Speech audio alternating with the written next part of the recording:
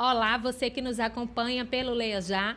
Eu sou Tabata Alves, editora de política do Leia Já, aqui no gabinete, recebendo hoje a professora Ana Lúcia, ela que é vereadora do Recife, eleita para o 3º mandato, é do Republicanos. Muito obrigada, vereadora, pela sua presença, pela disponibilidade de debater a cidade.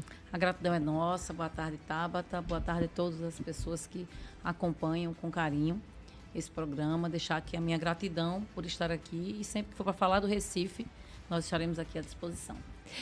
E a votação foi bem expressiva, né, vereadora? Mais de 8 mil votos. É uma responsabilidade maior chegar para um 3º mandato com a votação expressiva, com tanta coisa acontecendo num ano pré-eleitoral, né?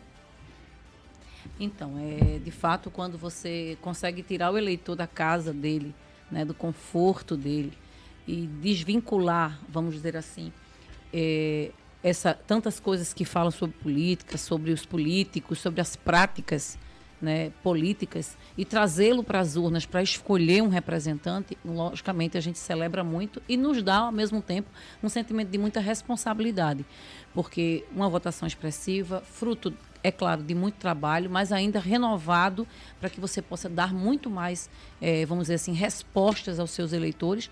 E depois que você é eleito, você não é mais eleito apenas, vamos dizer assim, para aquelas pessoas. Você tem que dar resposta para todas as pessoas que moram no Recife e que precisam, vamos dizer assim, de um acolhimento político, de repente, de uma resposta para uma demanda que esse eleitor, que esse morador da cidade tenha. E a senhora, como professora, entende bem, né, algumas das grandes demandas, né, de todo o município, obviamente, não só do Recife, mas que chega muito próximo das mães, das crianças, de todas as famílias, né, a questão da educação. É verdade, Tabata. Eu costumo dizer que a educação ela tem assim as suas ramificações, né? Então, todo professor, eu sou professora da rede municipal, fiz 30 anos de carreira, ainda não estou aposentada, e a gente lida com a família, a gente lida com a comunidade, né? E com o próprio estudante, logicamente, dentro da unidade de ensino. Então, existe um conjunto de pessoas dentro das escolas que você trabalha com todos eles. Então, a educação ela tem essa expertise de você lidar com várias pessoas, né, de diversos contextos. Então, eu escolhi a educação. Eu costumo dizer que fui eu que escolhi ser professora. E nessa minha escolha, eu não me arrependo um único dia. Porque eu vejo que a educação, na minha concepção, é a ferramenta, assim, é a maior ferramenta de transformação social.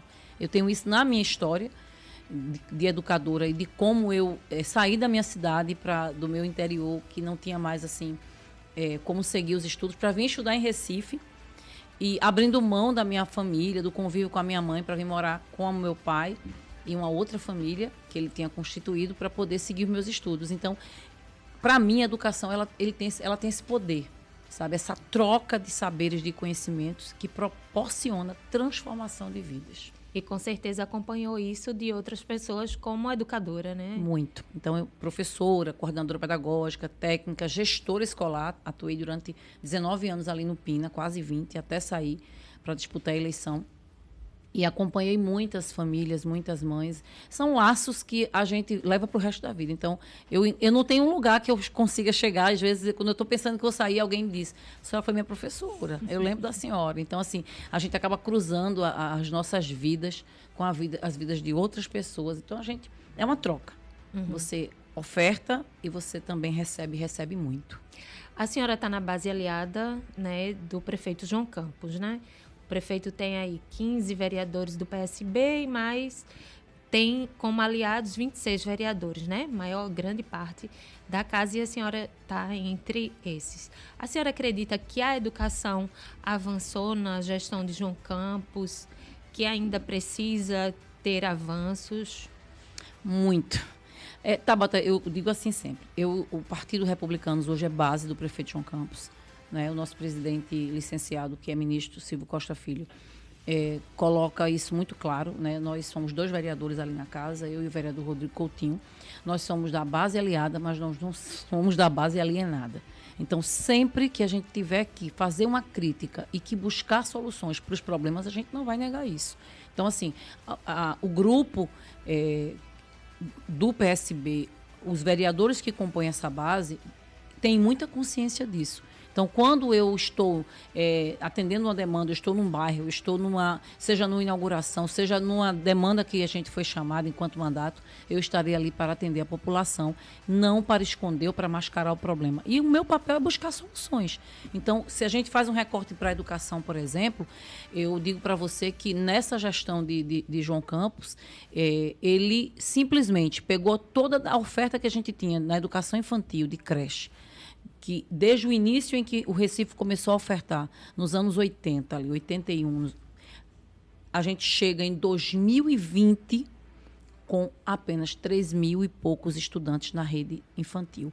E ele tira de 3 mil e pouco para quase 7 mil estudantes matriculados na educação infantil. Então, a gente pode dizer que esse crescimento da educação infantil foi um salto qualitativo. Foi tudo? Não. Precisa fazer muito mais.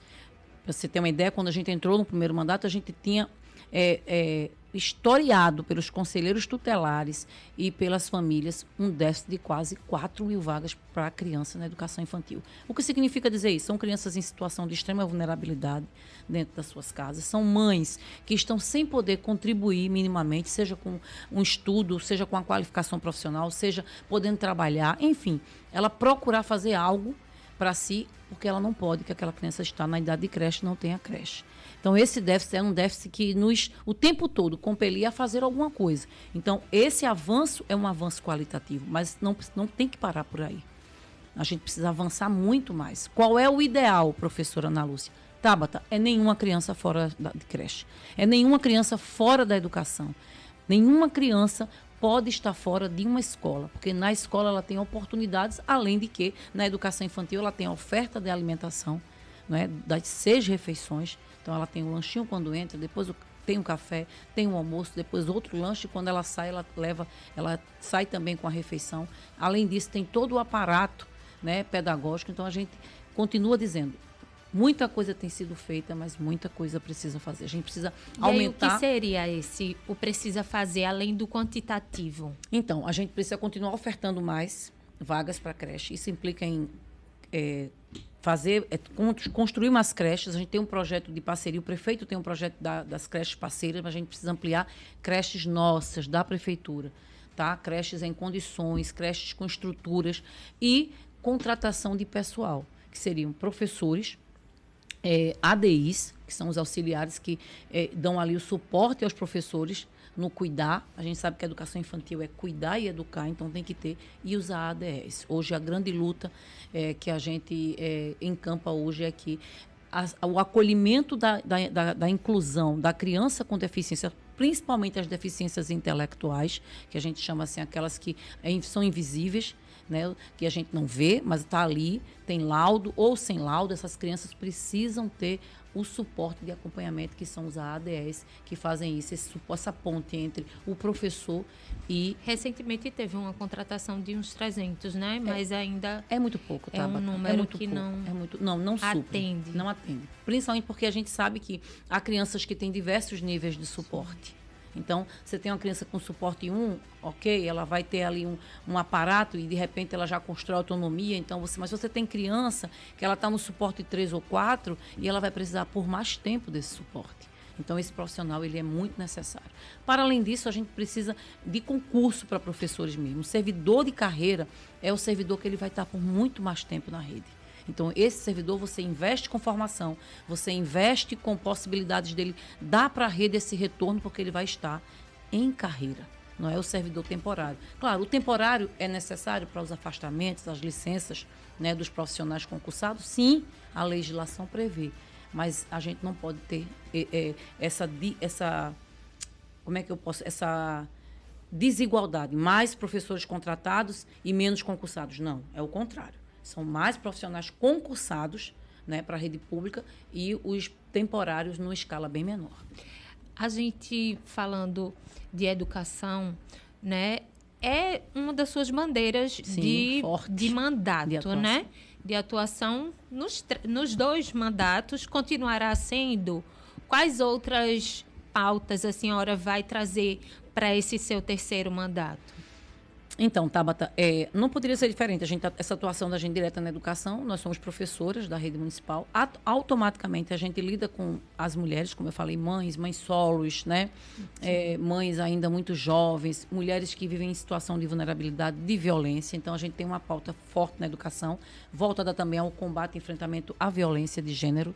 A gente lida muito com mulheres que sofrem diversas violências. Porque todas essas situações se intercalam, né? E chegam junto, né, da educação. Sim. Então, você encontra ali mulheres que sofrem situação de violência de gênero, você encontra mulheres negligenciadas dos seus cuidados de saúde. A gente também tem uma bandeira forte para que a mulher cuide do autocuidado, englobando a saúde. Então, a gente tem aí uma demanda grande de mulheres que cuidam muito, mas não se cuidam. Principalmente quando é o caso de uma mãe de uma criança com deficiência, de uma criança autista, essa mãe precisa se cuidar, porque aquela criança demanda dela muito mais, né? Tem um vínculo de muita dependência, e se ela não estiver se cuidando, ela não vai suportar. Atrelado a isso também, a gente tem uma luta muito grande pela moradia dessa mulher. Então, isso tudo puxa pela educação, né? Automaticamente, a gente tem aí uma bandeira forte dos cadastramentos das famílias que vivem em extrema vulnerabilidade, em extrema pobreza, para que a gente possa garantir o acesso à moradia popular, na construção dos habitacionais. No nosso 1º e 2º mandato, a gente fez ali uma luta muito grande para aquele habitacional do Aeroclube, e aquela entrega para a gente representou muito, porque nós passamos ali muito tempo no Pino, então foram 600 apartamentos. Também ali aquela entrega que foi feita na Rua Imperial, junto à creche da prefeitura ali também para a gente, foi um impacto muito grande, aquelas famílias dos coelhos ali de Roque 1, Roque 2, Roque 3, muitas famílias ali que viviam em extrema miséria. Então, aquele habitacional também representou muito para a gente.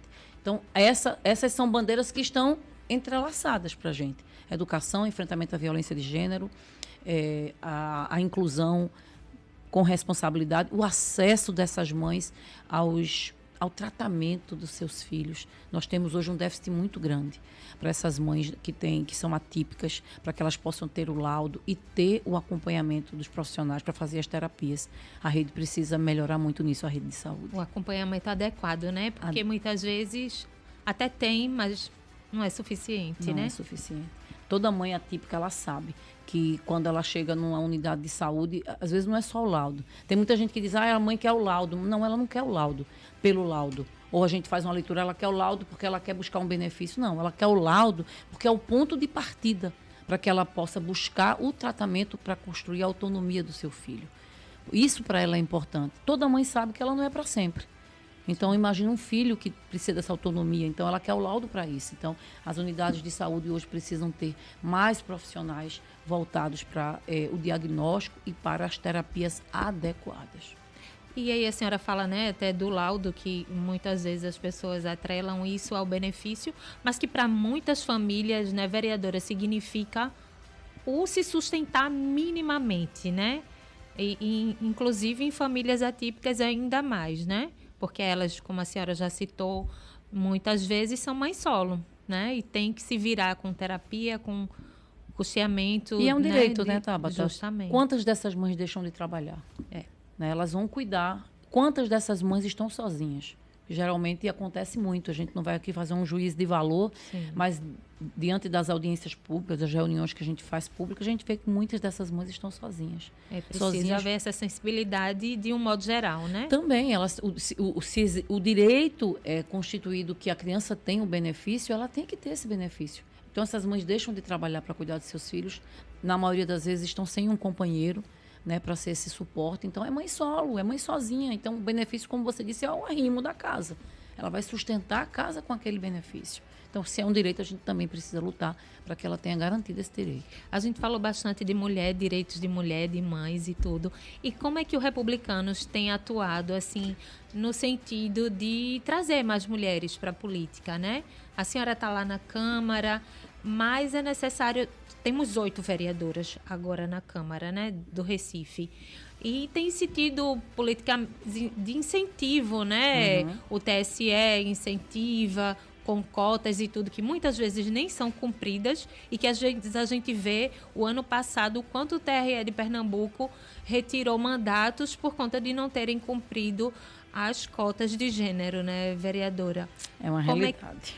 Como é que o Republicanos tem atuado nesse sentido? Então, o Republicano tem um movimento forte, né, dentro dele, dentro do próprio partido. É um braço forte, é um movimento de mulheres. Aqui em Pernambuco, eu sou responsável por esse movimento. Então, sempre que a gente quer construir, assim, que a gente está organizando algum movimento, a gente traz as mulheres, assim, sejam da saúde, sejam lideranças de bairro, mulheres que têm trabalhos que são invisibilizados nas comunidades. Você encontra, se você sair daqui agora e for em qualquer comunidade do Recife, você vai encontrar uma mulher que ela é uma liderança, seja é aquela mulher que vai atrás para trazer o acesso ao leite, é aquela mulher que vai atrás para buscar uma vaga de creche para a vizinha. É uma liderança. E essa mulher, de repente, ela não se vê dentro do contexto político. Ela nem sabe, né, que é uma liderança. Ela nem se entende como uma liderança. Mas ela é uma liderança. Você vai conversar e você vai ver isso. Ela é uma pessoa que está ali à frente, ajuda um, ajuda outro. Eu conheci uma recentemente, uma senhora, quase 70 anos, com duas mulheres já adultas, filhas com deficiência, e ela, mesmo com esse contexto, e um esposo acamado, ela é a liderança da rua. Ela é quem organiza as festas, ela é quem organiza também os movimentos lá para ajudar, por exemplo, o idoso doente que não recebeu a medicação, ela vai para o posto, ela fala com a enfermeira, ela manda vir. Olha só, então, existem inúmeras mulheres assim. Aí você falou assim, por mais campanhas do TSE, por mais campanhas que os partidos façam, a verdade, Tabata, é que quando uma mulher ela coloca o nome dela à disposição dentro de um partido, ela tem outra batalha para enfrentar, que é daquela de dizer, eu não estou aqui apenas para disputar, apenas para cumprir uma cota de gênero. Essa é uma tarefinha que toda mulher tem que fazer. E eu digo muito isso também, quando eu costumo fazer, eu me aproximo muito das chapas, da construção mesmo, para conversar com as mulheres. E para dizer assim, olha, quando nós, mulheres, nos colocamos à disposição, a gente tem que dizer assim, olha, eu não estou aqui para cumprir cota. Ou me dá as condições de eu disputar um mandato, ou eu não serei candidata. E tem outra coisa. Se eu aceito ser candidata também, eu não posso aceitar porque seria apenas a cota. É outra coisa que a gente precisa construir. Então, tem que ter recurso partidário para essa mulher. Tem que ter acolhimento, não é? Tem que ter um trabalho também com o outro gênero. Que a gente fala hoje no recorte de gênero, a gente diz assim, mas na mesma proporção, sim, mas é preciso que o outro gênero entenda que a gente não está ali apenas para disputar. Então, quem é que vai falar de nós nas câmaras? Quem é que vai trazer o grito das mulheres? A fala silenciada muitas vezes. Somos nós. Eu lembro de uma fala de Graça Araújo. No primeiro mandato, a gente faz sempre, vamos celebrar agora em março. Você já está convidada, Tabata. A gente faz uma solene na Câmara, que às vezes as pessoas, mas uma solene. Sim, para falar de mulheres que inspiram. E a gente convidou Graça a isso no primeiro mandato. Graça Araújo foi e fez uma fala muito incisiva, Tabata. Eu não vou esquecer essa frase dela. Ela falou assim, olha, olhando aqui para essa Câmara Municipal, a gente percebe que poucas mulheres passaram por aqui. Pra você ter uma ideia, a nossa primeira vereadora em Recife foi Júlia Santiago, né? 100 e poucos anos depois, isso na segunda legislatura, no segundo mandato nosso, cerca de, acho que não mais do que 22 mulheres passaram na Câmara. Gente, um século. Você só teve 22 mulheres passando naquela casa. E aí Graça disse, e a gente, e nós mulheres, ela falou assim, precisamos fazer uma reflexão. Se as mulheres não estão aqui, é porque nós não as colocamos aqui. E aí eu não estou dizendo, mas é para votar. É para você fazer uma reflexão. Quem vai fazer a tua fala na Câmara? Quem é que vai trazer a necessidade de uma mulher de uma forma mais de conhecimento de causa, se não for uma outra mulher? É para a gente refletir. Não é? Quem mais entende o que é uma mãe atípica? Não é? Uma mulher que também sabe o que é ter um filho atípico. Ou uma mulher que vai a um posto de saúde e não consegue fazer um exame ginecológico. Como eu já visitei postos em Recife, alguns anos atrás, que não tinha o material mínimo para fazer uma prevenção. Para colocar um DIU numa mulher que não desejava mais ter filhos. Então, são essas reflexões que a gente sabe que nós fazemos quando a gente vai numa creche e é dito que não tem a vaga para o filho da gente estudar. E a gente, poxa, mas e agora? nem o bolo que eu posso fazer para vender eu vou fazer. Então, são essas questões. Então, eu acho que os partidos precisam ampliar muito isso. Eu sempre digo isso nas reuniões que eu participo do Republicanos. Desde que eu entrei no partido, Tabata, a convite do deputado na época, eu me senti muito acolhida. E senti do grupo, né, deixando muito claro de que eu não estava ali apenas para ser uma cota, mas porque eu era importante enquanto mulher e que a fala que eu traria enquanto outras mulheres estavam. Então, eu acho que cada mulher precisa ter isso em si, seja ocupando um espaço de poder como esse que você ocupa, nesse microfone. Tabata está aí, esse microfone te empodera. Então, quantas outras mulheres se empoderam através de você? Então, esse microfone, o da Câmara Municipal, o da sala de aula em que eu estou dando aula, o do volante, quando eu dirijo um Uber, eu empodero outras mulheres. Então, eu não posso apenas chegar lá sozinha. Eu tenho que trazer comigo todas as outras mulheres que deveriam estar aqui, desde as nossas bisavós, tataravós, todas as mulheres. Eu digo que eu tive muitas Marias na minha vida. E de todas as Marias, eu trago elas comigo, porque essas mulheres também quiseram estar em espaços e não foi lhes dado o direito. Na questão da política ainda, né, em relação à mulher, a gente vê, como a senhora estava comentando, da importância de que homens, né, porque é um espaço, né, tipicamente masculino. A gente vê no Congresso Nacional que em 2016 foi ter banheiro, né, para as mulheres. Quer dizer, nossos corpos não pertenciam àquele espaço, né, literalmente. E aí a gente vê que até são eleitas prefeitas, por exemplo, governadoras, mas se olhar o universo daquelas equipes, são, na maioria das vezes, predominantemente masculinos, porque às vezes acabam, né, encaminhando esses mandatos também nessa direção, né, de uma perpetuação das pautas e das bandeiras, né, masculinas nesse espaço da sociedade. A gente só precisa refletir, assim. Eu digo sempre isso. A gente não quer o espaço do homem. Ele já construiu esse espaço. Então, a gente só quer Não é uma briga, né? Não é uma luta de quem é maior, de quem é maior. Não, eu quero ser mais que os outros. Não, gente. A gente só precisa estar no mesmo lugar, na mesma proporção. Não precisa a gente estar aqui numa maioria de mulheres. Não, a gente quer estar na mesma proporção. E são 37 vereadores, que éramos 39, diminuiu-se 2. A gente, pelo menos, deveríamos ter ali, vamos dizer, 15 mulheres. Pelo menos. Então, é como você diz, o ambiente ele não foi feito para nós. Mas, ao mesmo tempo, a gente remete à história. A casa de José Mariano fala muito da atuação da Dona Olegarinha, a mulher de José Mariano, sim, que era uma abolicionista e que ela fez muita história.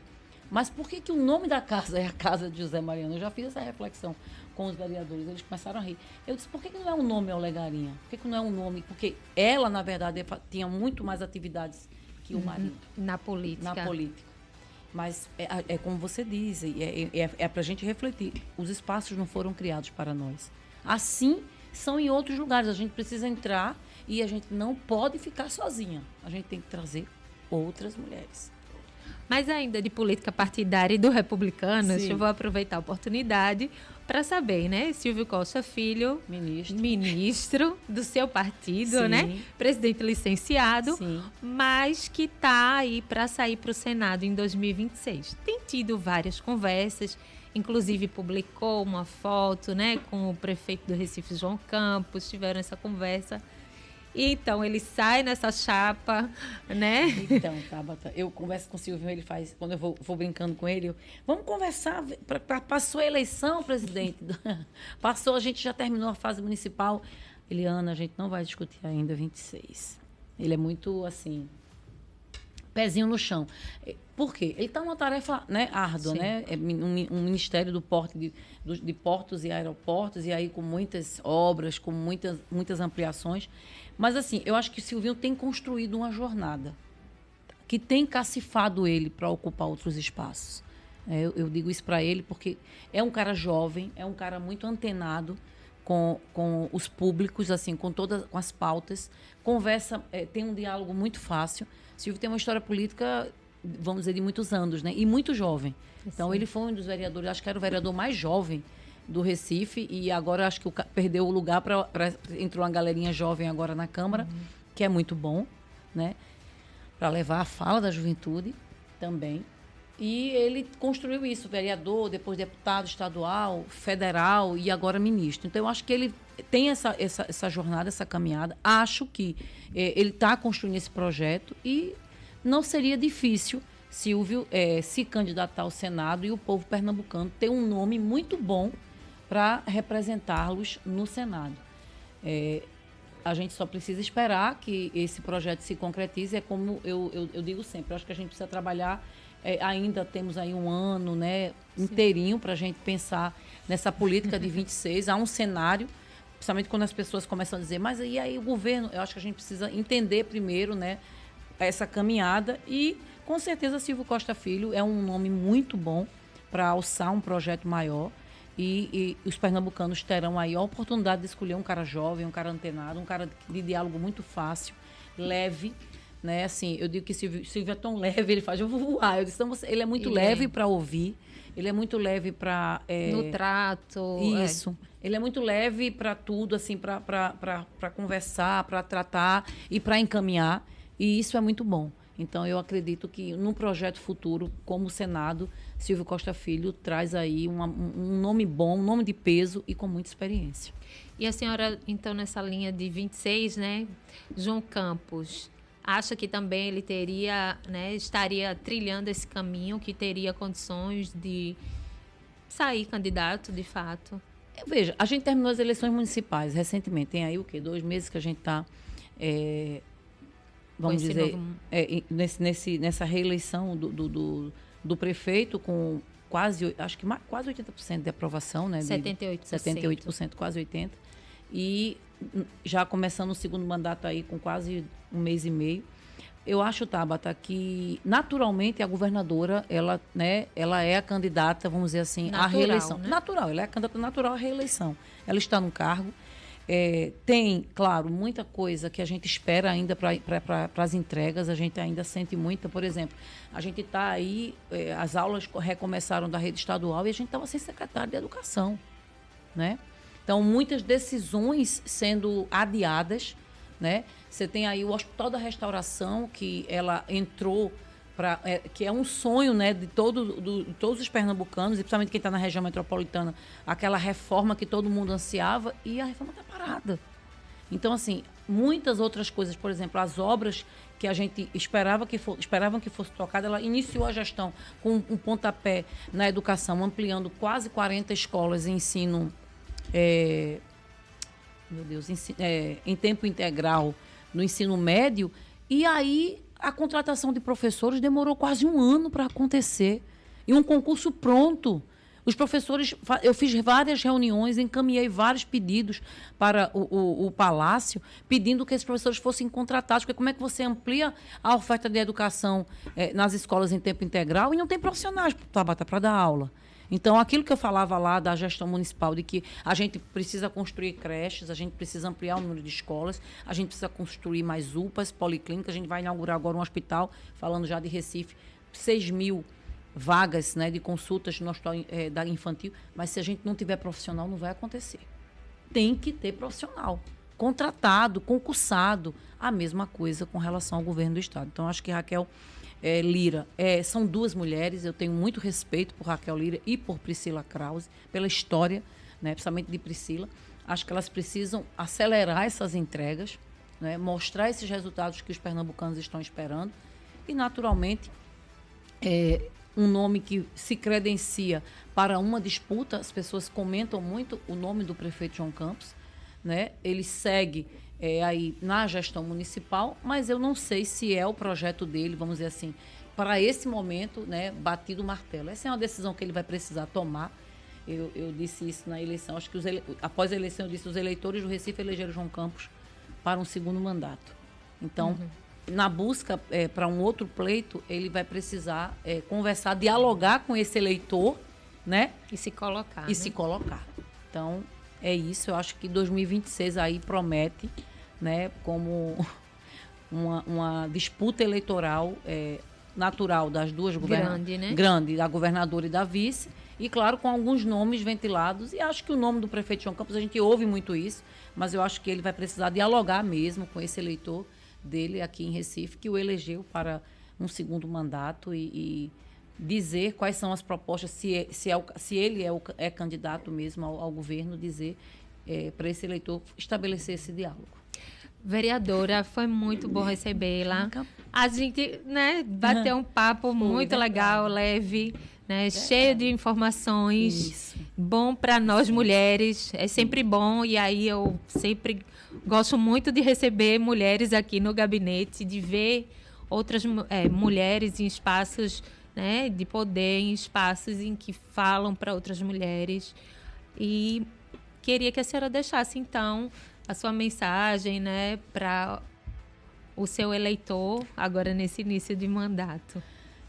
Então, agradecer essa oportunidade de poder falar, dizer para os nossos eleitores e para todos os moradores do Recife que acompanham esse programa, da minha alegria de estar reconduzida à Câmara Municipal.